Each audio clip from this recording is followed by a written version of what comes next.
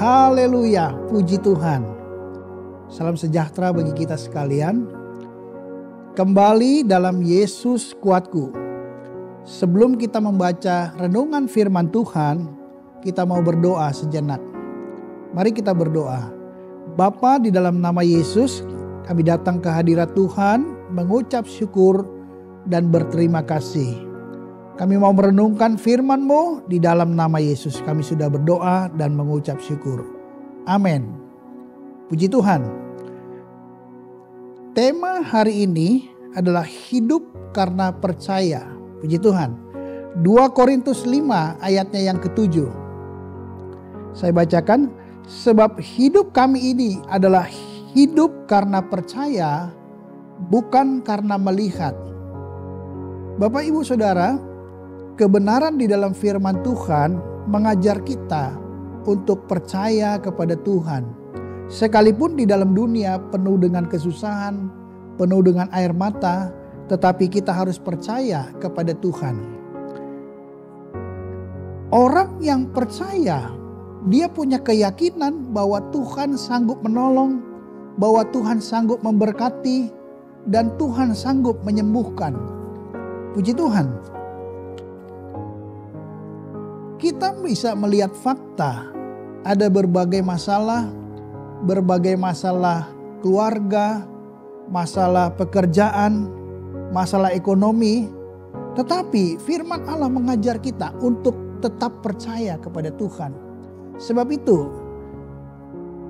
mengapa kita harus percaya? Saya mencatat ada 3 hal saja. Yang pertama adalah karena Tuhan setia adanya. Itu dapat kita baca di dalam 2 Tesalonika 3 ayatnya yang ketiga. Di situ dikatakan, tetapi Tuhan adalah setia.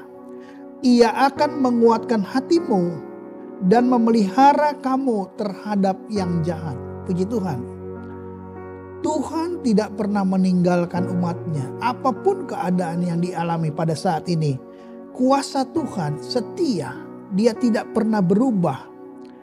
Kasih setia Tuhan sanggup untuk memelihara kita terhadap yang jahat sekalipun. Ini adalah satu hal yang luar biasa. Yang kedua adalah kita hidup karena percaya, karena kita punya pengharapan terhadap janji-janji firman Tuhan.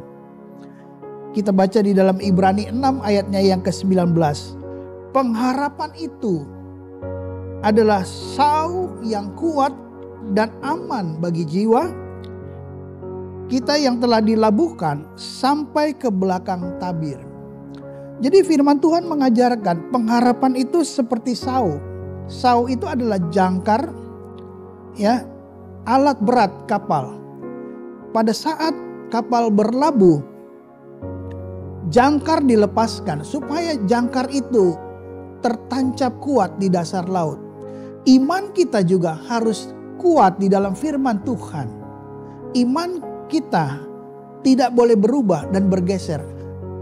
Jangkar itu membuat kapal tidak oleng, tidak bergeser. Nah, iman kita juga tidak boleh bergeser sedikit pun. Iman kita tetap di dalam Yesus saja. Puji Tuhan.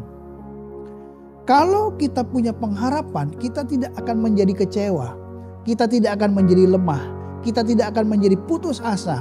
Karena pengharapan kita di dalam Yesus. Puji Tuhan.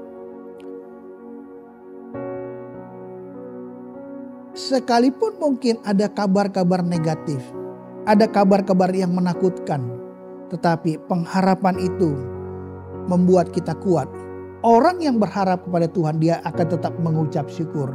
Dia akan tetap berdoa dan dia tetap akan beribadah kepada Tuhan. Puji Tuhan. Yang ketiga yang saya catat adalah kita percaya karena kita mengerti rancangan Tuhan, rancangan damai sejahtera. Puji Tuhan. Bukan kecelakaan, tetapi hari depan yang punya pengharapan. Puji Tuhan. Itu tertulis di dalam Yeremia 29 ayatnya yang ke-11. Inilah menjadi pengharapan kita. Mungkin ada saatnya kita mengalami kerugian, mengalami kegagalan, mengalami hal-hal yang tidak enak. Orang berbuat jahat terhadap kita. Itu memang diizinkan Tuhan.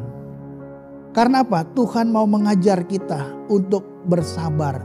Tuhan mau mendewasakan rohani kita. Tuhan mau memproses hidup kita sehingga rohani kita menjadi rohani yang bertumbuh di dalam Tuhan. Puji Tuhan. Sebab itu kita mau kuat karena ada Roh Kudus yang akan menolong dan menghiburkan saya dan saudara. Sehingga kita mengerti bahwa rancangan Tuhan selalu baik adanya. Puji Tuhan. Dan kita juga dapat melihat di dalam firman Tuhan, ada berkat Tuhan ketika kita percaya kepada Tuhan. Yang pertama adalah, orang yang percaya adalah dia akan mengalami kemuliaan daripada Tuhan. Itu kita dapat baca Yohanes 11 ayat 40. Kalau ada kemuliaan Tuhan, ada pertolongan Tuhan, ada mujizat Tuhan, ada pembelaan daripada Tuhan. Sebab itu kita percaya saja kepada Yesus, maka kita akan melihat kemuliaan yang besar yang membuat kita akan bersukacita di dalam Tuhan. Yang kedua, berkat daripada orang yang percaya. Yesus mengatakan orang yang percaya akan mempunyai hidup yang kekal di sorga. Itu dapat kita baca di dalam Yohanes 6 ayatnya yang ke-47. Saya bacakan, aku berkata kepadamu, sesungguhnya barang siapa percaya, ia mempunyai hidup yang kekal. Puji Tuhan.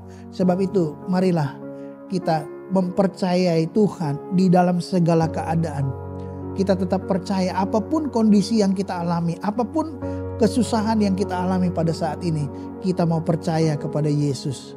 Bukan karena melihat, sekalipun kita melihat hal-hal yang tidak menyenangkan, hal-hal yang menakutkan, tetapi kita punya Tuhan, Tuhan yang setia. Puji Tuhan. Sebab itu kita mau berdoa kepada Tuhan. Mari kita berdoa.